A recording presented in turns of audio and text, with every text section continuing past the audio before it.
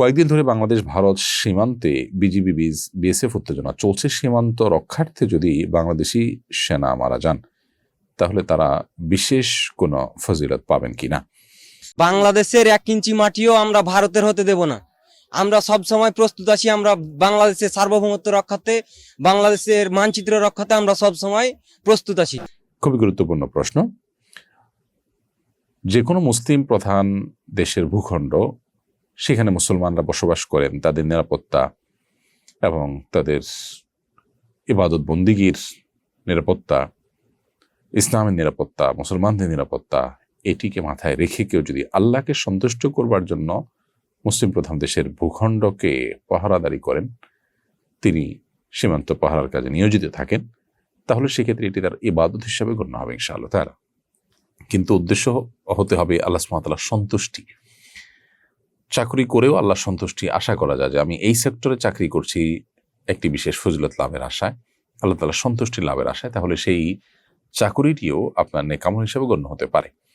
অতএব আমাদের যে সমস্ত বিজিবির ভাইরা আছেন, তারা যদি সীমান্তে প্রহরা দিয়ে মুসলিমদের নিশ্চিন্তে ঘুমের ব্যবস্থা করা, তাদের নিরাপদে থাকার ব্যবস্থা করা, তাদের ভূখণ্ডকে প্রহরা দেওয়ার ব্যবস্থা করা, এটা যদি তাদের উদ্দেশ্য থাকে এবং আল্লাহ তাআলাকে এর মাধ্যমে সন্তুষ্ট করতে চান, আল্লাহর কাছ থেকে সওয়াব পেতে চান, ইহতিসাবুল আজর মিনাল্লাহ, বা আল্লাহর কাছ থেকে সওয়াব পাওয়ার আশা যদি থাকে, তাহলে সেক্ষেত্রে তার এই কাজটা এটা ইবাদত হিসেবে গণ্য হবে।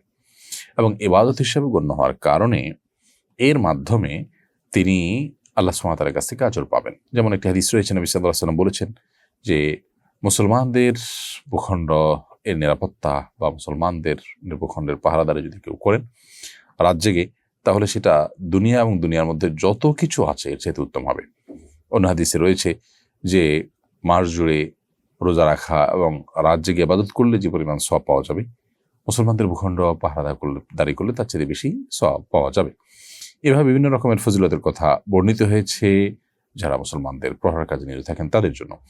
সো সীমান্তে যারা বিজিবি হিসেবে দায়িত্ব পালন করছেন, তারা যদি মুসলমান হয়ে থাকেন, আল্লাহর কাছ থেকে সওয়াবের আশা রাখেন এবং উদ্দেশ্য তাদের এটা থাকে যে তারা মুসলমানদের ভূখণ্ড পাহারাদারি করছে, আল্লাহর কাছে সওয়াব পাবেন তারা, এবং পাশাপাশি অন্যান্য গুনাহের কাজ যদি তারা সাধারণত না করেন, অর্থাৎ সেখানে দায়িত্ব পালন করতে গিয়ে আবার কোনো হারামে লিপ্ত না হন, আশা করা যায় তারা আল্লাহ সুবহানাহু ওয়া তাআলার কাছে সেজন্য আজর এবং বিনিময় লাভ করবেন। এবং এই দায়িত্ব পালন করতে গিয়ে তারা যদি মারা যান, ইনশাআল্লাহ তারা শাহাদাতের মর্যাদা নিশ্চিন্তে লাভ করবেন।